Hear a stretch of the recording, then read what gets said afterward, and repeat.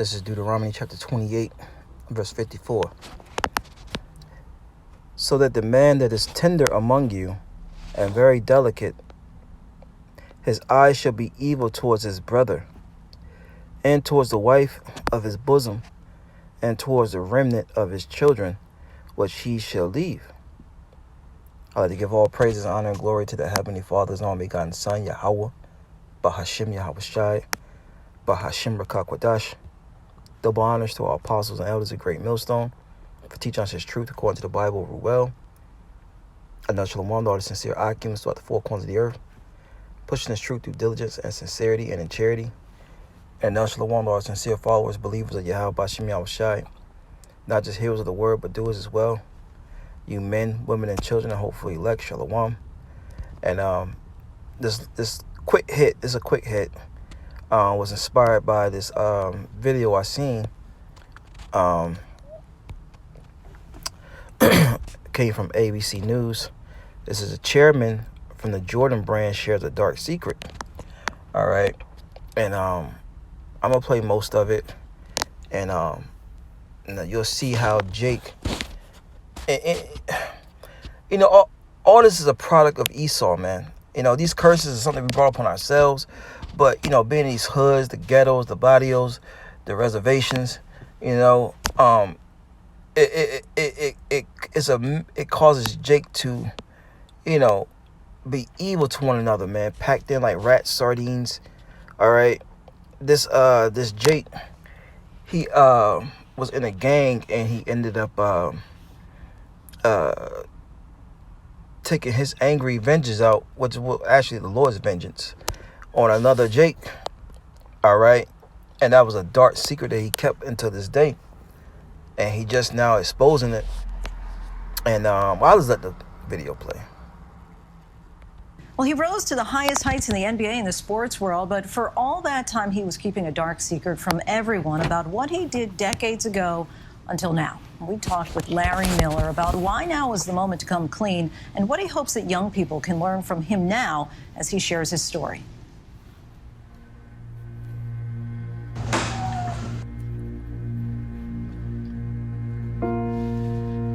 Muhammad Ali gloves or signed gloves are always one of my favorite. He was one of my all-time heroes. Over his storied career, Larry Miller has amassed an impressive sports collection. I still have to pinch myself that I work with Michael Jordan. But all the memorabilia belies the memories of a past he buried for decades until now. When was the last time you've been here? It's been quite a while since I've been here. Does it feel like it's been a long time since that incident or a relatively short time? It feels like it's been a long time sometimes, but then other times it's like it's fresh in my mind like it was yesterday. He's the former president of the Portland Trailblazers, now the chairman of the Jordan brand. And like the icon of the brand he oversees and helped create, Miller himself has become a symbol of human possibility, soaring to dizzying heights, but carrying a secret along the way, which he now reveals in his new book, Jump, My Secret Journey from the Streets to the Boardroom. You write, the secret will die because of this book. The biggest secret was the homicide that I was involved in when I was 16 years old. It was 1965 in West Philadelphia, a hotbed for gangs. Battles over territories erupted into bloodshed and often ended in death. At the time, Miller embraced the power he felt came from street life. And by the time he was 12 years old, he'd already started a fairly frequent spate of stays inside a juvenile detention center. So let's talk about September 30th, 1965, corner of 53rd and Locust. How do you end up there? I was 16 years old, drunk. One of my gang members had gotten killed a little while before that, and we were just angry and out to get somebody. It was totally senseless. He just happened to be at the wrong place at the wrong time, and regret that every day. Every day I think about the fact that I took the life of a young black man. How do you not have, in that moment, any remorse? It was just the mentality that I was functioning with in that environment and in that world. Life is not valued, and I didn't really understand the concept of life and death. You didn't value your own life. I didn't value my own life. And my hope is that, some 16-year-old Larry Miller out there that's about to go and do something crazy, that maybe reading this or hearing this story might make them stop and have second thoughts.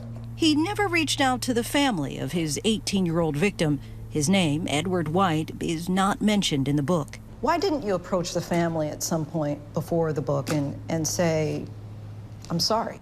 Mainly because I was trying to black that part of my life out. I was, trying to hide that story. I didn't want it to come out. And I guess for that reason, I never thought to reach out or to try to connect with them, because I was almost trying to pretend like that part of my life didn't happen. Have you reached out to the family? I have. And can you share at all the conversation? Can't share the conversation, but I will say that my goal is to work with them to come up with a way to memorialize him into the future. Edward left behind 2 children. His sister, Barbara Mack, is now 84 years old. She describes the book as opening an old wound. He owed the family apology.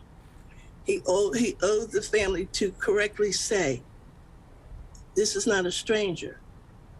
This was Edward White. Miller pleaded guilty to second-degree murder and served 4.5 years. But it would not be his last time behind bars. 1 daughter and a string of armed robberies later, Larry found himself locked up again. But this time, he was determined to never return. While incarcerated, he used educational programs to earn a high school diploma and college. And that's all I wanted. He went on to have what people would call a success story. But these are curses that are upon, you Israelites, you so-called Negroes, Latino, Native Americans, man. All right, but, there's something just wanted to speak on. Spirits told me to bring out that one precept. And, Lord Williams' lesson was edifying, man. The Lord's going to come back. He's going to lift these curses off of us, man. And that's going to be a beautiful thing. We don't have to worry about having an evil eye towards our brother, man.